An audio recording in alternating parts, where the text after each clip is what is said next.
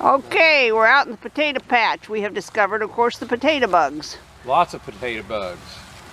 And so therefore, lazy bones, sleeping in the sun. How you gonna get your day's work done? You'll never get your day's work done, sleeping in the noonday sun. When the taters need spraying, I bet you keep praying the bugs fall off the vine. And when you go fishing, I bet you keep wishing the fish don't grab at your line. Anyway, we are getting rid of them tater bugs, aren't we, Susan? Yes, we are. They don't fall off of the vine by themselves. No, they don't.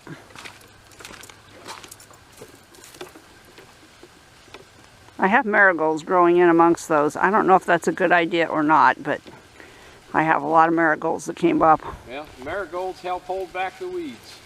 Well, they're supposed to be insect deterrents, but they're not doing very well on the potato bugs.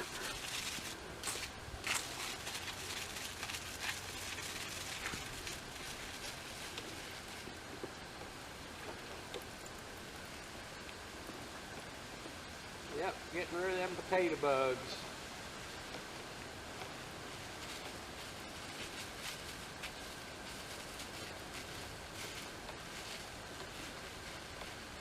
I usually make Susan do this, but I didn't want her out here on her with her new hip packing this sprayer around on her back.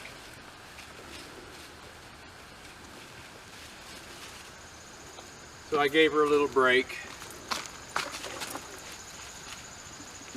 Anything else needs spraying, Susan? No, just the potatoes right now. We're good. Okay. That ought to do them.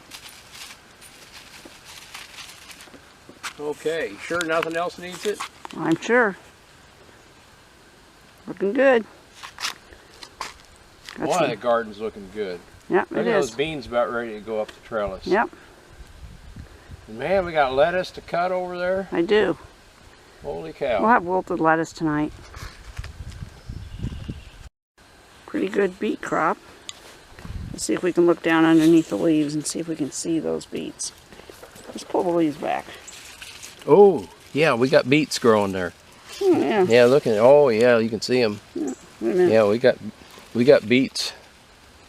Oh, yeah, we do. Okay, well that's good. Alrighty.